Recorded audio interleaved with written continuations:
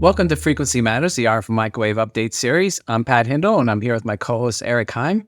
Happy New Year to most of you. This is our first episode of 2024. I want to remind you that Swami Hindle published his industry predictions for 2024 and also includes predictions from Keysight, Wireless Broadband Alliance, Hughes Networks, Emerson NI, Spirent, and TTP, so check those out on our homepage.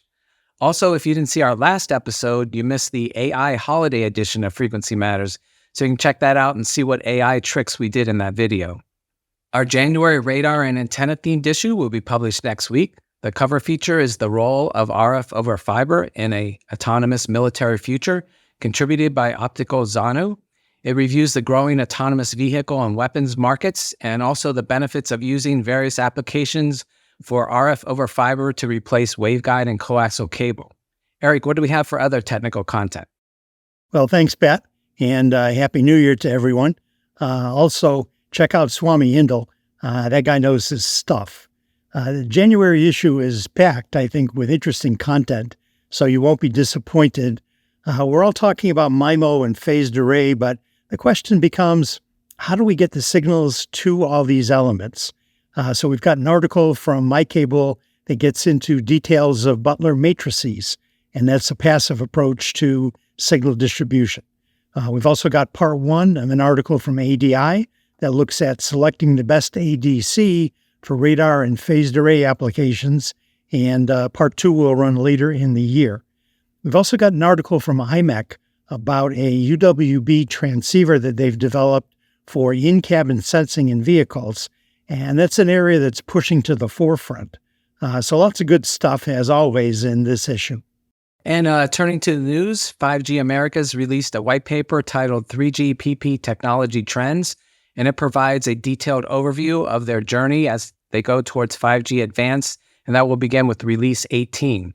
The document also covers progressions in Release 17 and sets the stage for delving into 5G Advanced applications, including the metaverse, reduced capacity, integrated sensing and communication, and ambient IoT.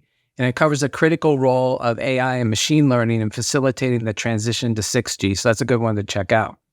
And CES 2024 in Las Vegas is wrapping up shortly. But some of the news items I've seen already include TMY Technology and HCMF Group. They collaborated to develop an in-car child presence detection system and millimeter wave intelligent car door sensing. Texas Instruments introduced new semiconductors designed to improve automotive safety and intelligence, including the new 77 gigahertz millimeter wave radar sensor chip, and it's the industry's first for satellite radar architectures, plus some new software programmable driver chips. And we had Analog Devices and Rohde & Schwarz helping the automotive industry to adopt wireless battery management system technology with a new automated test solution tailored for verification and mass production testing of wireless devices. Morse Micro announced that they will be having capabilities for Wi-Fi Halo technology, and that has various applications in their demos. And finally, Murata introduced the Type 2 FR connectivity module driven by NXP's wireless MCU with integrated tri-radio. So we'll be covering products from Qorvo from CES in our next episode, so check that out. Eric, what else did you see in the news? Well, ID TechX released their latest advanced semiconductor packaging report. And as we talk about applications going to higher frequencies, wider bandwidths, more energy efficient, etc., I think packaging becomes a really important topic. So the press release has some good information on 2.5 and 3D packaging and their view of the evolution of those products and technologies. And in keeping with the radar theme, NXP extended its automotive radar one-chip family with a chip intended to stream low-level radar sensor data at up to 1 gigabit per second. And so for events, I'll be heading out to Santa Clara at the end of the month for DesignCon, where our Signal Integrity Journal will distribute its first copies of the 2024 edition. So that'll be heading online soon too, so you can check that out. And at the end of February, I'll be going to Barcelona for Mobile World Congress, always a great place to visit. So I'll be making appointments for that event shortly. Eric, how about you for events? Well, we're changing our format for EDICon Online in 2024. And instead of doing it all in 1 month, We're spreading it out over the entire year with 4 educational days taking place months apart.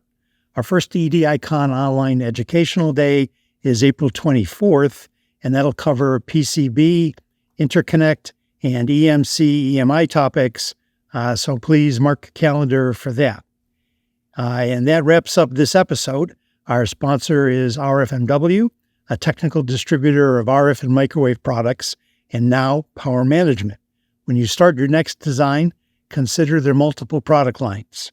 And remember that as a member of the industry, a subscription to Microwave Journal is free, so please visit our site and subscribe today if you're not already a reader.